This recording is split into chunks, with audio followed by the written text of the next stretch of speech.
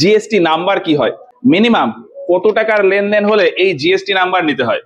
আমরা তো কোনো জিনিসপত্র কেনার সময় কোনো দোকানদারকে জিএসটি সহ পুরো পেমেন্ট করে দিই, কিন্তু ওই দোকানদার জিএসটির এই অ্যামাউন্টটা সরকারের ঘরে কিভাবে ডিপোজিট করে? আমাদের ইনকাম ট্যাক্স দেওয়ার জন্য যেমন ইনকাম ট্যাক্স রিটার্ন অর্থাৎ ITR 1 থেকে ITR 7 পর্যন্ত ফাইল করতে হয়, সেই রকমই জিএসটি জমা দেওয়ার ক্ষেত্রেও জিএসটি রিটার্ন অর্থাৎ GSTR 1 থেকে GSTR 9 পর্যন্ত ফাইল করতে হয়। এইগুলোই বাকি কোন কোন জিনিসের উপর কত পার্সেন্ট জিএসটি লাগে অর্থাৎ জিএসটি স্ল্যাব কি কি আছে, এই রকমই বিভিন্ন বিষয় আজকের এই ক্লাসে বোঝাবো। জিএসটি নিয়ে অলরেডি এর আগে আরো 4টে ভিডিও রয়েছে, ওই ভিডিওগুলো আর আজকের এই ভিডিওটা দেখলে জিএসটি সম্পর্কে পুরো কনসেপ্ট ক্লিয়ার হয়ে যাবে। তো প্রথমেই দেখি জিএসটি নাম্বার কি হয়। আমাদের ইনকামের ওপর ট্যাক্স দেওয়ার জন্য যেমন প্যান আর ট্যান নাম্বার হয় অর্থাৎ পার্মানেন্ট অ্যাকাউন্ট নাম্বার, আর tax deduction and collection account number হয়, সেই রকমই কোনো ব্যবসায়ী অন্য কাউকে কোনো মাল বেচলে তার কাছ থেকে ওই জিনিসের ওপর যে পরিমাণ ট্যাক্সটা আদায় করে সেই ট্যাক্সটা সরকারের ঘরে দেওয়ার জন্য সরকার থেকে একটা নাম্বার নিতে হয়, সেটাকেই বলে জিএসটি নাম্বার বা জিএসটি আইডেন্টিফিকেশন নাম্বার, শর্টে বলা হয় GSTIN। প্যান নাম্বারের জন্য যেরকম প্যান কার্ডের অফিসিয়াল পোর্টালে অ্যাপ্লাই করতে হয়, এই জিএসটি নাম্বারের জন্য জিএসটির যে পোর্টাল সেখানে অ্যাপ্লাই করতে হয়। আমাদের প্যান বা ট্যান নাম্বার যেরকম 10টা ডিজিটের একটা কোড, এই জিএসটি নাম্বারটা 15টা ডিজিটের একটা কোড, এইরকম টাইপের দেখতে হয়। এর ভেতর প্রথম দুটো ডিজিট একটা নাম্বার হয়, 1 থেকে 99 পর্যন্ত যে কোনো সংখ্যা এই প্রথম দুটো ডিজিটে থাকতে পারে।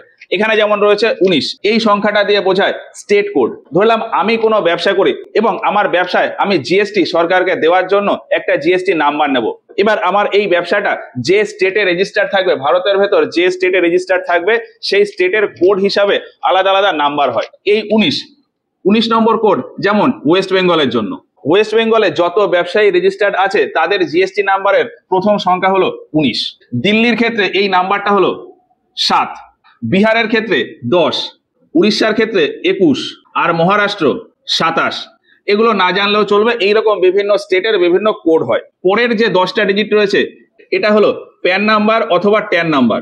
আমি যদি কোনো ব্যবসায়ী হই, আমার নামে যে ব্যবসাটা রেজিস্টার্ড রয়েছে, আমার তো একটা প্যান কার্ড আছে, আমার নামে রেজিস্ট্রেশন হলে জিএসটি নাম্বারে আমার ওই প্যান নাম্বারটাই এখানে চলে আসে। তো এই 10টা ডিজিট দিয়ে প্যান অথবা ট্যান নাম্বার হয়, কোনো ব্যক্তির বা কোনো অর্গানাইজেশনের প্যান নাম্বার বা ট্যান নাম্বার হয়। আর লাস্টের এই 3টে ডিজিট হলো বিজনেস টাইপ, এই 3টে ডিজিট দিয়ে বোঝায় কি ধরনের বিজনেস। এর ভেতরেও 3টে আলাদা আলাদা ফর্ম আছে, যেমন এই 3 দিয়ে বোঝায় যে আমার এই প্যান নাম্বার দিয়ে কোটা বিজনেস রেজিস্টার্ড। আমার হয়তো বিভিন্ন টাইপের ব্যবসা থাকতে পারে, সমস্ত ব্যবসাগুলোকে মার্চ করে আমি একটাই GSTIN নাম্বার নিলাম। তো সেক্ষেত্রে আমার টোটাল যত ব্যবসা সেইগুলোকে টোটাল কাউন্ট করে এখানে 3 লেখা হয়। যদি 3 থাকে তার মানে আমার নামে 3টে বিজনেস রেজিস্টার্ড রয়েছে। কারোর যদি 7 লেখা থাকে তাহলে বুঝতে হবে যে এই প্যান নাম্বার দিয়ে যে ব্যক্তি আছে তার নামে টোটাল 7টা বিজনেস রেজিস্টার করা রয়েছে। পরে এই যে জেড, এর কোনো আলাদা ব্যবহার নেই, এটা একটা স্পেশাল ক্যারেক্টার, এটা প্রত্যেকটা জিএসটি নাম্বারেই থাকে। এটা আপাতত জেড হিসাবে রাখা হয়েছে, এই জেড এর জায়গায় অন্য কোনো শব্দও হতে পারে, সেটা ফিউচারে যদি সরকার ভাবে তখন এই জেড এর জায়গায় অন্য কোনো নাম্বার দিতে পারে। এই জেডটা বাই ডিফল্ট। ভারতের ভেতর যত লোকের জিএসটি নাম্বার আছে প্রত্যেকের নাম্বারেই এই জেড শব্দটা থাকে। সরকার যদি মনে করে এটাকে পরে গিয়ে অন্য কোনো লেটারও করে দিতে পারে। আর এই যে পরের 9, এটার কোনো আলাদা তেমন কোনো ভিত্তি নেই, এটাও সরকার বা গভর্নমেন্ট নিজের মতন করে দেয়, এটাকেও বাই ডিফল্ট একটা কোড ধরা যায়। তো যাই হোক, জিএসটি নাম্বার এইরকম টাইপের দেখতে হয়। এবার কার এই জিএসটি নাম্বার প্রয়োজন, এর জন্য একটা টার্ম আসে থ্রেশহোল্ড লিমিট। এটা দিয়ে নরমালি ব্যবসার টার্নওভার বোঝায়। এখানে লিমিটটা হলো 20 লাখ।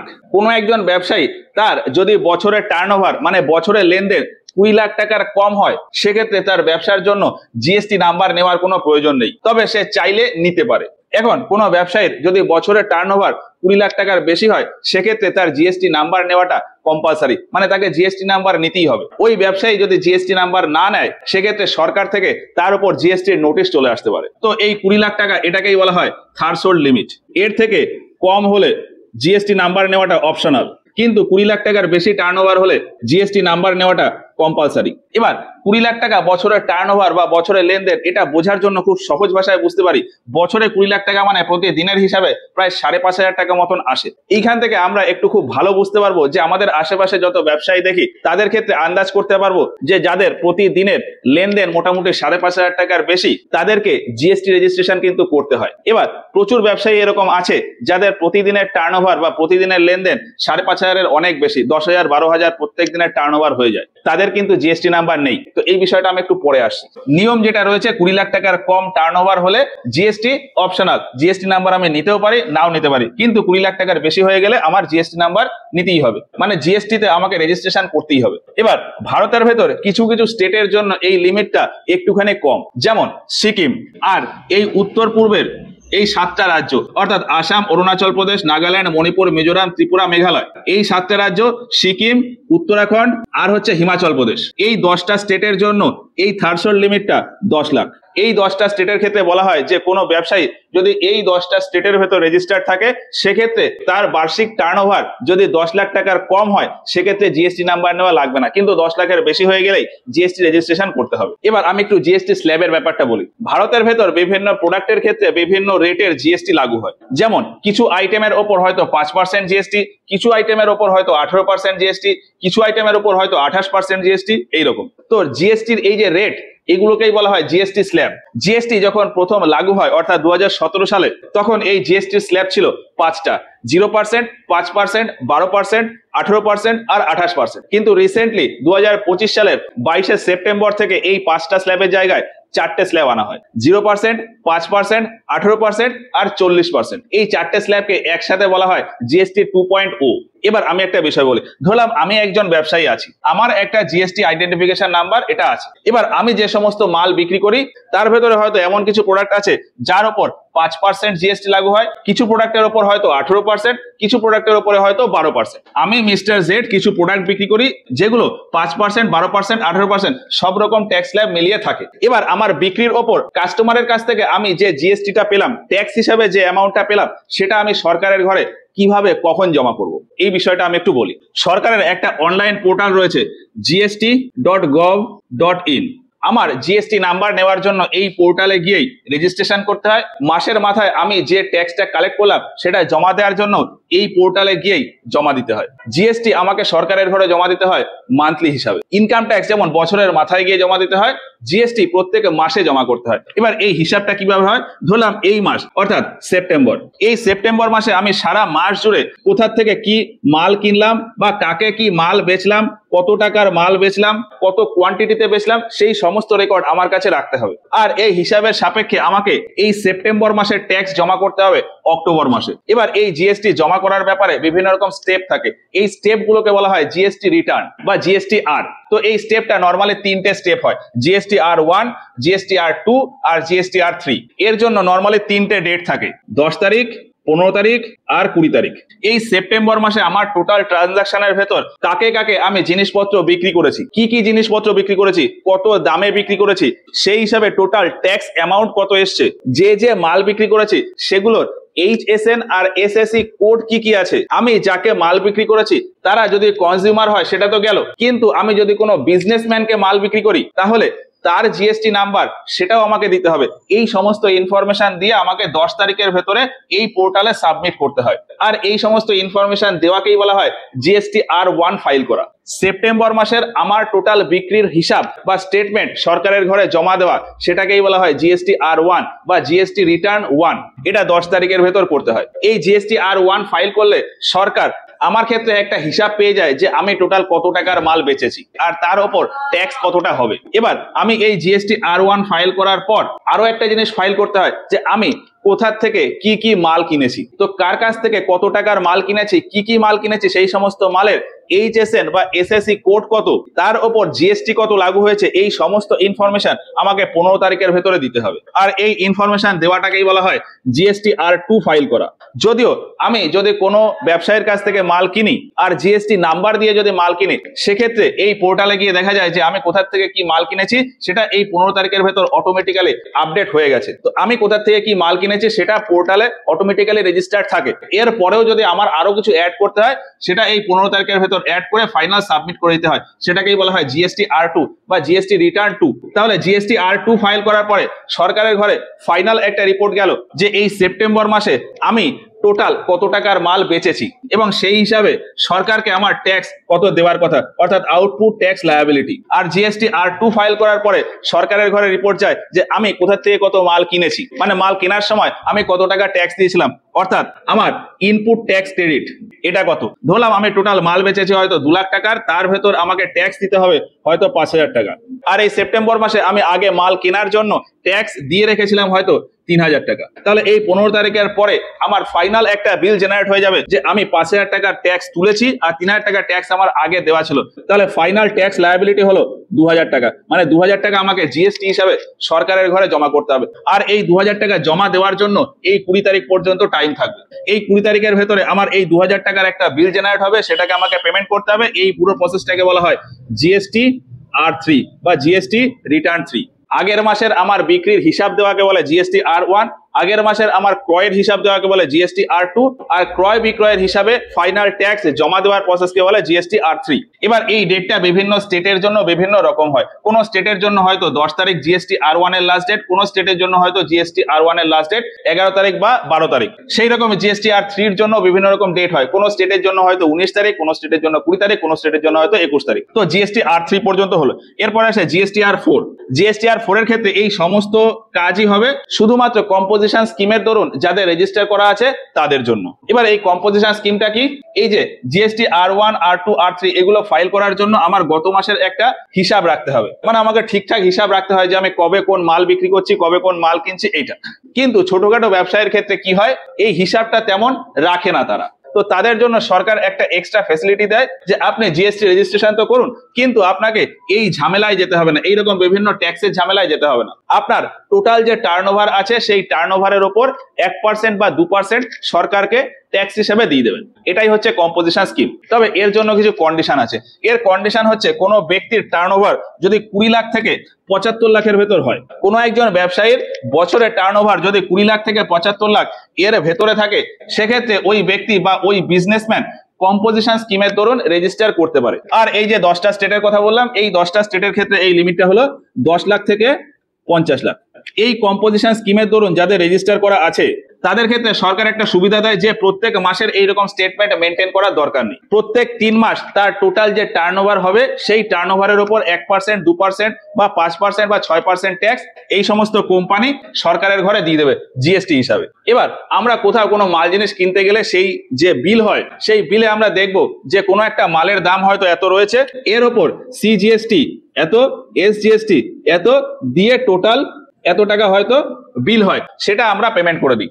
এখন এই কম্পোজিশন স্কিমের দরুন যে সমস্ত বিজনেসম্যান বা ব্যবসায়ী রেজিস্টার্ড রয়েছে তারা তাদের যে বিল, সেই বিলে শুধুমাত্র মেটেরিয়ালের দামটাই লেখে, সিজিএসটি বা এসজিএসটি এইরকম কোনো কথা লেখে না। টোটাল দাম দিয়ে হিসাব করে ওই অ্যামাউন্টটা আমাদের কাছ থেকে নিয়ে নেয়। আর এই সমস্ত বিলে কোথাও না কোথাও এক জায়গায় লেখা থাকে যে কম্পোজিশন ট্যাক্সেবল পার্সন বা we are under composition scheme.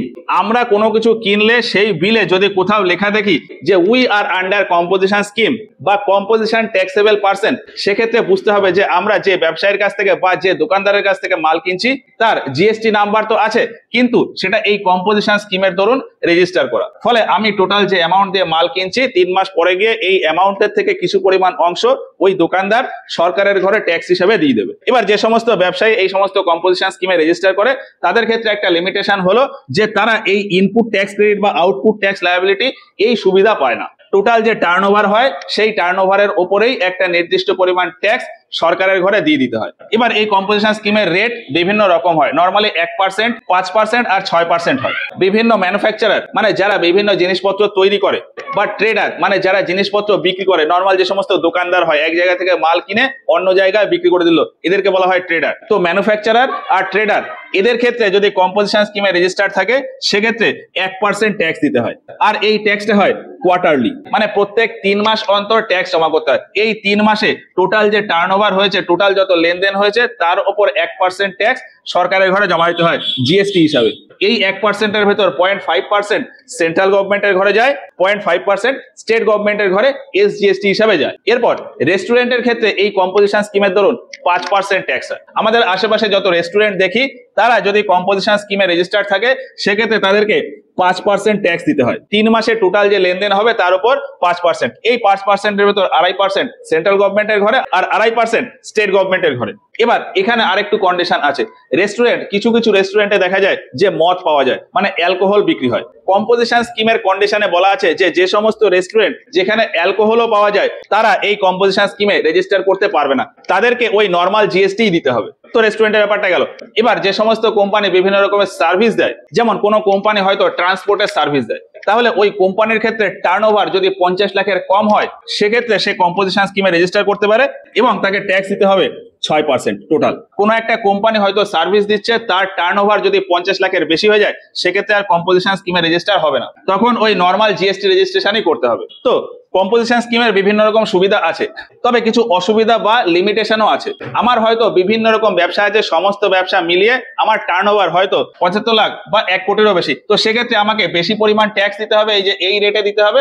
এখন আমি চাইলে আলাদা আলাদা জিএসটি রেজিস্ট্রেশন করে নিতে পারি। আলাদা আলাদা জিএসটি রেজিস্ট্রেশন করে আলাদা আলাদা ব্যবসার জন্য আলাদা আলাদা জিএসটি নাম্বার থাকলো, সেক্ষেত্রে আলাদা আলাদা টার্নওভার হয়ে যাবে, আর সেই টার্নওভার আমার 75 লাখের কম হয়ে যাবে প্রত্যেকটাতে। ফলে আমি প্রত্যেকটাতেই কম্পোজিশন স্কিম দিয়ে দিতে পারি। কিন্তু না, এইখানে সরকার লিমিটেশন লাগিয়ে রেখেছে যে কোনো ব্যবসায়ীর যদি অনেকগুলো ব্যবসা থাকে তাহলে কম্পোজিশন স্কিমে রেজিস্টার করানোর জন্য সমস্ত ব্যবসাকে একসাথে মার্জ করে কমন একটা জিএসটি রেজিস্ট্রেশন করতে হবে। এছাড়া কম্পোজিশন স্কিমের ধরুন যেমন বললাম যে এই ইনপুট ট্যাক্স ক্রেডিট আর আউটপুট ট্যাক্স লায়াবিলিটি এই সুবিধা পাওয়া যাবে না।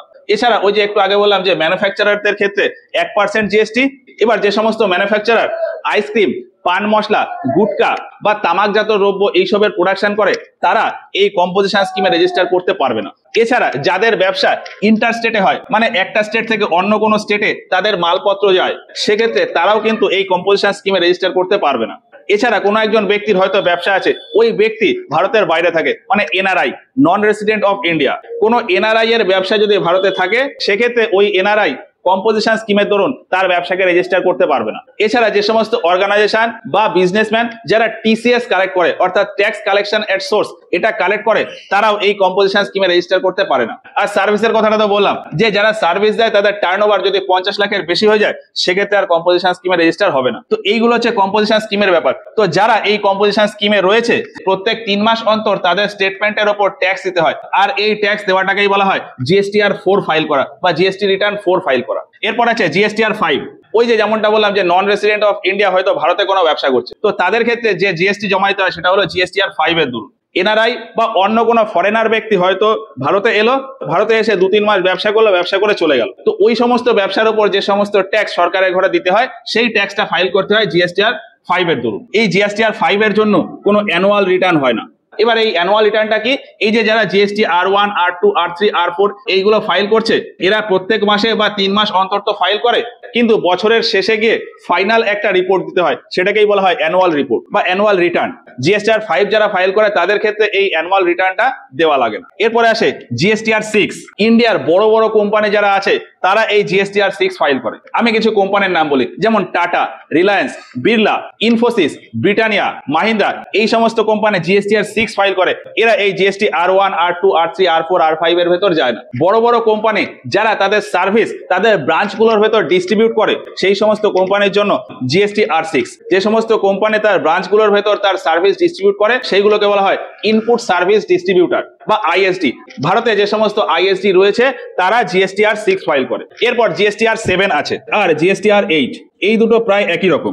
যে সমস্ত কোম্পানি বা যে সমস্ত ব্যবসায়ী বিজনেসম্যান তাদের ব্যবসাতে টিডিএস বা টিসিএস কাটে তাদের ক্ষেত্রে এই জিএসটি R7 আর R8। যারা টিডিএস কাটে বা টিডিএস কাটতে পারে তাদের জন্য জিএসটিআর 7, আর যারা টিসিএস কাটে বা টিসিএস কাটতে পারে তাদের জন্য জিএসটিআর 8। এরপর ফাইনাল একটা আছে জিএসটিআর 9।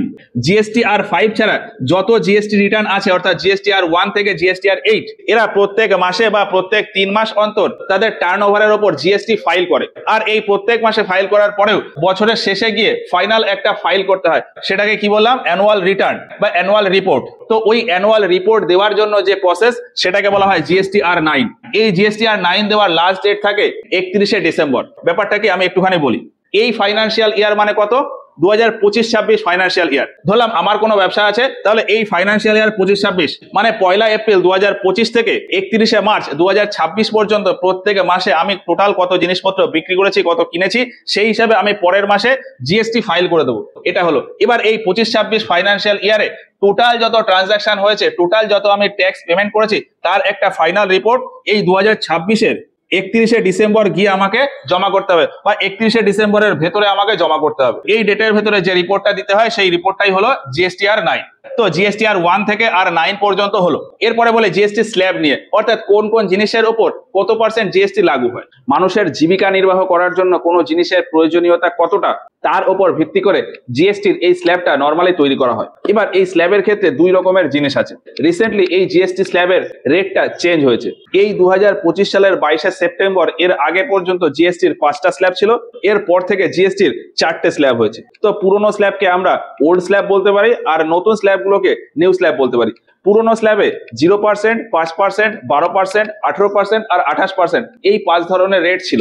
এর ভেতর জীবিকা নির্বাহ করার জন্য খুবই গুরুত্বপূর্ণ যে সমস্ত আইটেম এবং খুবই প্রয়োজনীয় জিনিসপত্র যেগুলো ছিল, সেগুলোর উপর জিএসটির রেট রাখা হয় 0%। যেমন খাদ্যশস্য, দুধ, ডিম, লবণ, সবজি, ফল, এছাড়া প্যাকিং করা ছাড়া যত খাদ্যদ্রব্য আছে সমস্ত কিছুর উপর জিএসটির পরিমাণ 0%, অর্থাৎ ওই সমস্ত প্রোডাক্টের উপর ট্যাক্সের পরিমাণ ছিল 0। নতুন স্ল্যাবের ক্ষেত্রে এই সমস্ত প্রয়োজনীয় আইটেমের উপর জিএসটির পরিমাণ 0%। এবার পুরনো স্ল্যাব অনুযায়ী যে সমস্ত প্রোডাক্টের উপর 5% ট্যাক্স ছিল, সেইগুলো হলো চিনি, চা, কফি, প্যাকিং করা সমস্ত ফুড, মশলা, খাবার তেল, নিউজ পেপার, বেবি ফুড, এছাড়া রেস্টুরেন্টে খাবার খেতে গেলেও 5% জিএসটি। নতুন স্ল্যাবের ক্ষেত্রে ওই পুরনো যে সমস্ত আইটেমের ওপর 5% ছিল, এখনো নর্মালি সেই সমস্ত আইটেমের ওপরেই 5%ই রয়েছে। তবে কিছু কিছু জায়গায় বিভিন্ন পরিবর্তন হয়েছে। যেমন ওই যে রেস্টুরেন্টের কথা বললাম, আমি যদি রেস্টুরেন্টে কোনো খাবার খেতে যাই, আগে রেস্টুরেন্টে বিল হলে আমাকে 5% জিএসটি দিতে হতো। কিন্তু জিএসটির এই নতুন রেট হিসাবে আমি যদি কোনো রেস্টুরেন্টে খাবার খেতে যাই, এখন ওই রেস্টুরেন্টে যদি এসি না থাকে, মানে নন এসি রেস্টুরেন্ট হয়, তাহলে খাবারের ওপর 5% জিএসটি। আর যদি ওই রেস্টুরেন্টটা এসি রেস্টুরেন্ট হয়, তাহলে খাবারের ওপর 18% জিএসটি। পুরোনো স্ল্যাব অনুযায়ী 12% জিএসটিতে যে সমস্ত আইটেম ছিল, সেগুলো হলো নর্মালি ঘি, মাখন, সমস্ত রকম বাদাম, বিস্কুট, মোবাইল, কম্পিউটার, যত ইলেকট্রনিক্স জিনিসপত্র আছে তার বেশিরভাগটাই এইগুলো। নতুন জিএসটি স্ল্যাব অনুযায়ী ওইখানে যে 12%-এর ভেতর যে সমস্ত প্রোডাক্ট ছিল, তার বেশিরভাগটাই বর্তমান 5%-এর এই জিএসটি স্ল্যাবে ঢুকিয়ে দেওয়া। পুরোনো স্ল্যাবে যে সমস্ত আইটেম 18% ছিল, এখনো নর্মালি সেই সমস্ত জিনিসপত্র 18%ই রয়েছে। যেমন আগে 18%-এ ছিল মাথার তেল, শ্যাম্পু, আইসক্রিম, চকলেট, স্টিল, বিভিন্ন প্রোডাকশনের ক্ষেত্রে র মেটেরিয়াল, এইসব।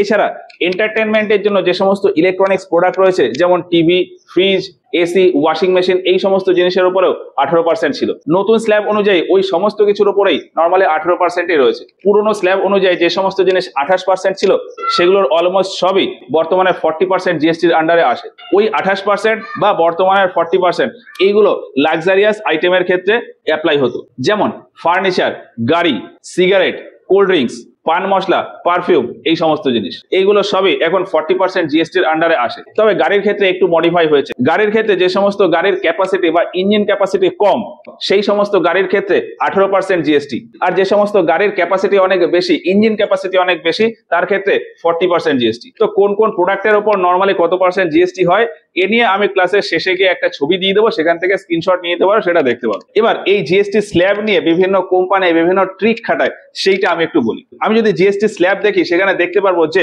মাথার তেল, মানে মাথায় দেওয়া তেল, হেয়ার অয়েল যেটাকে বলা হয়, তার ওপর জিএসটি হচ্ছে 18%। আর এডিবল অয়েল অর্থাৎ কুকিং অয়েল, মানে রান্নার জন্য যে তেল ব্যবহার হয়, তার উপর জিএসটি হলো 5%। এবার নারকেল তেল এমন একটা তেল যে এটাকে প্রসেসিং এর মাধ্যমে মাথায় ব্যবহার করা তেলও বানানো যায়, আবার খাবারে ব্যবহার হবে এই রকম তেলও বানানো যায়। মানে নারকেল দিয়ে হেয়ার অয়েলও তৈরি করা যায়, আবার এডিবল অয়েলও তৈরি করা যায়। এবার কিছু নারকেল তেলের কোম্পানি আছে, আমি তাদের নাম নিচ্ছি না, এই সমস্ত কোম্পানি তাদের তেলের বোতলের সামনে শুধুমাত্র লিখে রাখে কোকোনাট অয়েল, আর ওইগুলোকে আমরা মাথায় দেওয়ার জন্য ব্যবহার করি। তো সেই হিসাবে ওই কোম্পানির কিন্তু সরকারকে 18% জিএসটি দেওয়ার কথা, কিন্তু ওই সমস্ত কোম্পানি ওই তেলের বোতলে খুব ছোট্ট করে এক জায়গায় লিখে রাখে এডিবল অয়েল অর্থাৎ খাবার তেল। আর এই স্টেটমেন্টটা দিয়ে ওই কোম্পানি 18%-এর জায়গায় 5% ট্যাক্স দেয়। এইরকম বিভিন্ন কোম্পানি তাদের প্রোডাক্টের ক্ষেত্রে বিভিন্ন রকম ট্রিক খাটায়। আমি চকলেটের একটা এক্সাম্পল দিই। চকলেটের উপর ট্যাক্সের পরিমাণ হলো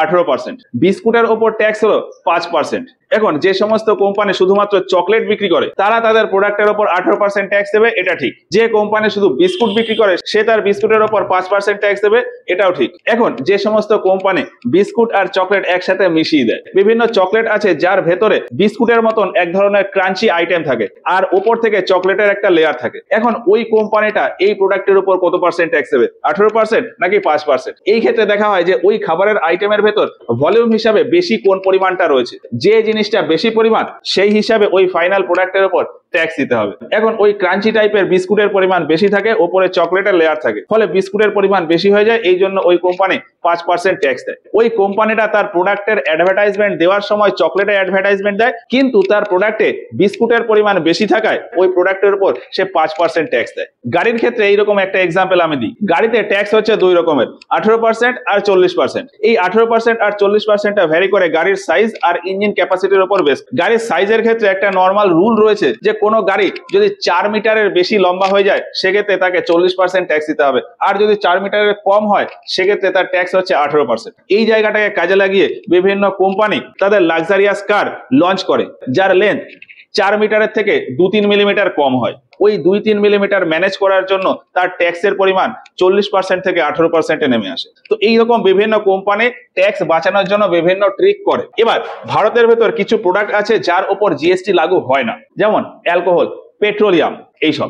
নর্মালি ভারতের ভেতর যে কোনো আইটেমের প্রোডাকশনের জন্য ওই প্রোডাক্টের ওপর জিএসটি লাগু হয়, কিন্তু অ্যালকোহলের প্রোডাকশনের ওপর জিএসটি লাগু হয় না। অ্যালকোহলের প্রোডাকশন মানে মদ তৈরির ওপর যে রাজ্যে ওই অ্যালকোহল বা মদের প্রোডাকশন হচ্ছে সেই রাজ্য ওই কোম্পানির ওপর স্টেট এক্সাইজ ডিউটি লাগু করে।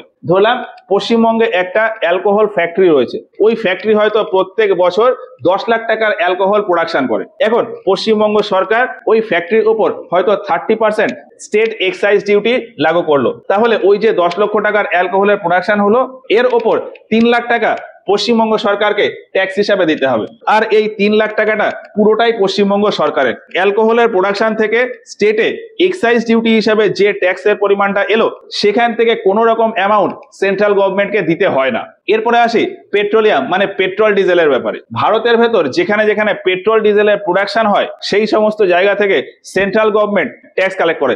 ধরলাম গুজরাটের ভেতর ডিজেল আর পেট্রোলের প্রোডাকশন হচ্ছে, তো যে কোম্পানি ওই ডিজেল আর পেট্রোলের প্রোডাকশন করছে সেন্ট্রাল গভর্নমেন্ট ওই কোম্পানির কাছ থেকে সেন্ট্রাল এক্সাইজ ডিউটি কালেক্ট করে। গুজরাট সরকার ওই সমস্ত কোম্পানির কাছ থেকে কোনো রকম ট্যাক্স তুলতে পারে না। এবার এই পেট্রোলিয়াম মানে পেট্রোল ডিজেলের থেকে সেন্ট্রাল গভর্নমেন্ট যে পরিমাণ ট্যাক্স তোলে এই ট্যাক্সের থেকে আবার কোনো অ্যামাউন্ট গুজরাট সরকার বা ভারতের অন্য কোনো রাজ্যকে অংশীদারি হিসাবে দেয় না। পেট্রোল, ডিজেল বা ন্যাচারাল গ্যাসের প্রোডাকশন থেকে কেন্দ্রীয় সরকারের এক্সাইজ ডিউটি হিসাবে যে আয় হয় কেন্দ্রীয় সরকার পুরোটাই সেটাকে নিজের কাছে রেখে দেয়। এখন পেট্রোল ডিজেলের উপর লাগু হওয়ার ট্যাক্স যেহেতু কেন্দ্রীয় সরকার পুরোটাই নিজের কাছে রেখে দেয়, এই জন্য ওই পেট্রোল বা ডিজেল যখন কোনো স্টেটে যায় স্টেট ওই পেট্রোল বা ডিজেলের উপর সেলস ট্যাক্স লাগু করে। এই পেট্রোলের উপর সেন্ট্রাল এক্সাইজ ডিউটি, স্টেটের sales tax, entry duty, toll tax সমস্ত কিছু লাগু হয়। আর এই জন্যই পেট্রোল বা ডিজেলের দাম তুলনামূলক অনেক বেশি। তো এই হচ্ছে মোটামুটি জিএসটির কনসেপ্ট। আশা করি জিএসটি সম্পর্কে ওভারঅল সমস্ত কিছু বোঝা গেছে।